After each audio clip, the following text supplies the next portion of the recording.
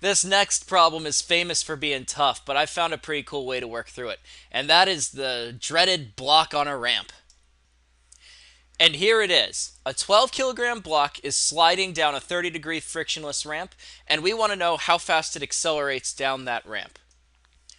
Now, before we begin, we know that the answer to this problem is going to be somewhere between 0 and 9.8, because if the ramp were straight up and down, it would accelerate down at 9.8, right? So it can't accelerate any faster than that, so we know we're going to get an answer somewhere in there, but we've got to draw a force diagram to get the exact number. I'm going to change things up slightly for this one because the forces are a little difficult to see. So I'm going to draw not just a regular force diagram, but I'm going to draw one right on top of the picture as well. Now, if I draw the forces on this block, there are only two of them. There's a downward force of gravity, which is just going to be 120, no surprises there. And there's also a normal force. But you have to remember, by definition, a normal force has to be perpendicular to the surface that it's coming from. So in this case, the normal force isn't going up anymore, it's going at this goofy angle. And you can probably tell right away that there's going to be a net force here, right? There's no way that these two can cancel each other out completely because they're not in opposite directions.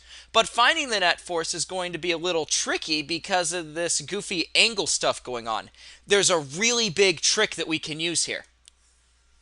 You have to ask yourself, what's the block actually going to do? And the answer to that is you know that the acceleration is going to be in this direction, down the ramp. That's where it's going to go. If that's the case, then we can actually simplify things because right now, we know that the block is going to go a little bit down and a little bit to the right. It's going to do both as it slides. There's a really, really cool trick we can use to simplify this. So right now, if you draw your attention here, we have the problem defined that this is the y direction, up and down, and this is the x direction, left and right. But remember how I talked about earlier with frames of reference? We can decide up, down, left, and right to be whatever way we want. What if I tilt my head to the side? Then isn't it possible that I could call this the new x direction and y direction? If I tilt everything like that? I can. And if that's the case, then check it out. The block isn't going to move in the y direction. It's only going to move in the x direction. So what we do is to make the problem simpler, we simply define the x direction to be where it's going. That might sound really weird, but it's a big shortcut. It's going to save us a lot of math. What I'm going to do instead is actually turn the entire problem sideways because it'll make it easier for your eyes to follow. So what I'm going to do is rotate this thing like that. It's the same problem, the same forces. The only difference is I turned my head sideways to have the problem make a little bit more sense. And I'm going to rotate this force diagram over here as well, just to make things look a little bit better. And now, if I rotate both of these, you find something very interesting.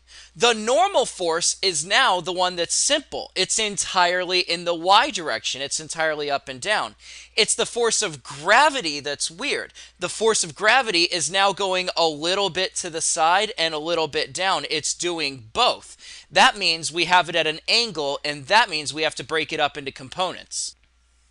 So we've broken things into components before. What I'm going to do is I'm going to take this force of gravity that's going kind of down into the ramp and kind of down the ramp, and I'm going to break it up. I'm going to call it FGY and FGX. I'm going to break this one force into two forces.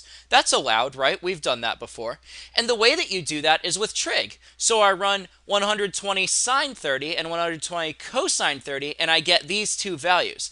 Now you have to ask yourself, if it's a 30-degree ramp, which that's not a very steep ramp, right? It looks kind of like this. Is the block going more through the ramp, or is it pulling more down the ramp? Well, the answer is the force of gravity is stronger through the ramp. So FGY is going to be the strong one, and FGX will be the weak one. Now draw your attention back over to this force diagram. If you look at this thing, FGY is equal to Fn, because you know the block doesn't go flying off the ramp, so it's got to be in balance in this direction. The entire net force is FGX, the part of gravity that's pulling it down the ramp. And that is equal to 60 newtons, which means the net force is 60 newtons. And if we know that the net force is 60 newtons, then the acceleration will be really easy to find. You just use Newton's second law. After working it out, I get an acceleration of 5 meters per second down the ramp for this block. And that makes sense, doesn't it? Because it can't be any higher than 9.8, and that's something that's kind of right in the middle, which makes a lot of sense for a 30-degree ramp.